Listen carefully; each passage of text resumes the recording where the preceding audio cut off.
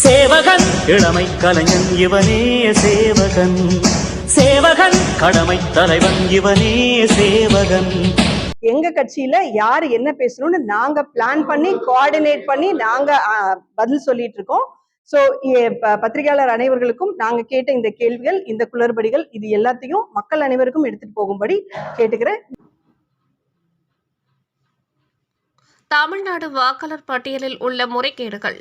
இந்திய தேசிய காங்கிரசின் சக்தி அபியான் குழு குற்றச்சாட்டு.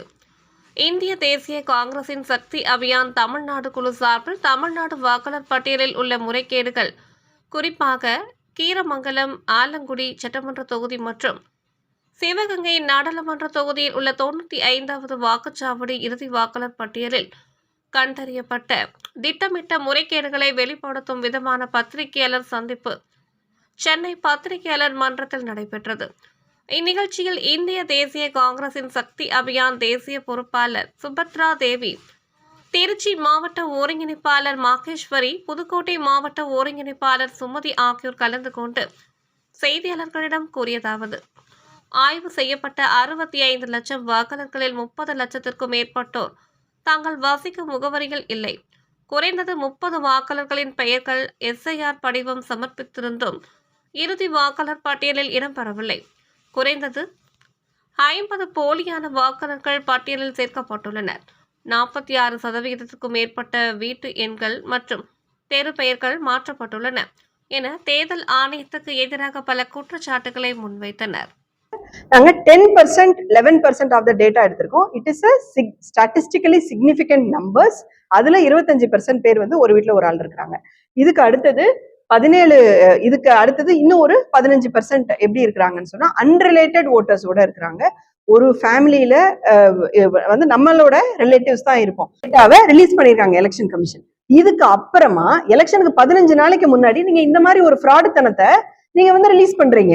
அதுக்கப்புறம் யாரால பார்த்து பண்ண முடியும்?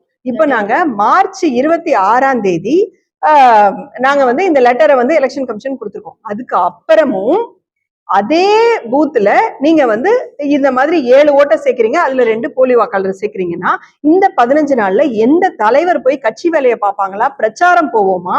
இல்லைன்னா இந்த மாதிரி உட்கார்ந்து இதை பார்த்துட்டு இருப்பாங்களா?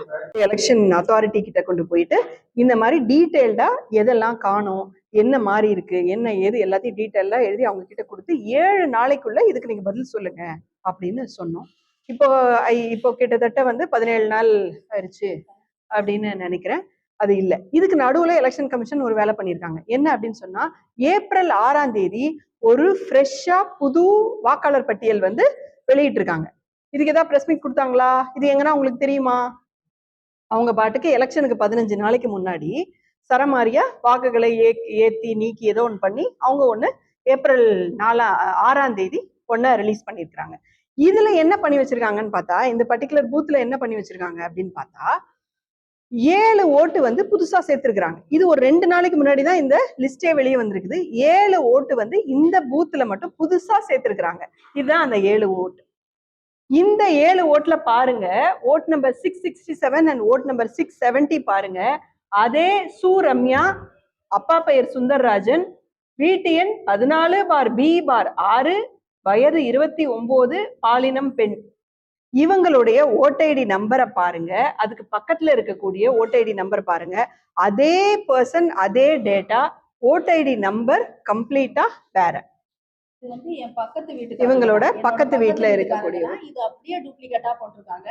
இன்னொன்னு மொட்டையா இப்ப திருப்பதி கோயிலுக்கு போயிட்டு ஒருத்தங்களை காணும் அடையாளம் கண்டுபிடிச்சிட்டாங்கன்னு ஒரு போலீஸ் கிட்ட கேட்கும்போது மொட்டை அடிச்சிருப்பாங்கன்னு ஒரு அடையாளத்தை கொடுத்தா எப்படி இருக்குமோ அதே மாதிரி நாங்க ஆலங்குடி தொகுதி மட்டும் போட்டிருக்காங்க. ஆலங்குடி தொகுதி ஃபுல்லா இவங்களை போய் நாங்க தேட முடியுமா?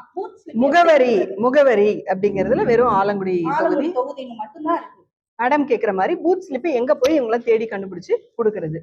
ஸோ இது மாதிரி பண்ணிருக்காங்க. இது தவிர அடுத்தது பாத்தீங்க, vote number 673 and vote number 674 இவங்க 2 பேரும் சிவனேசன் பா அப்படின்னு. இந்த சிவனேசன் பா பாருங்க, ஓட் நம்பர் 673யும் அவர் தான், ஓட் நம்பர் 674ம் அதுதான்ப்பா இது அப்படின்னு சொல்லி இவங்க 2 பேருக்கும் வேற வேற எபிக் ஐடியில இருக்கு.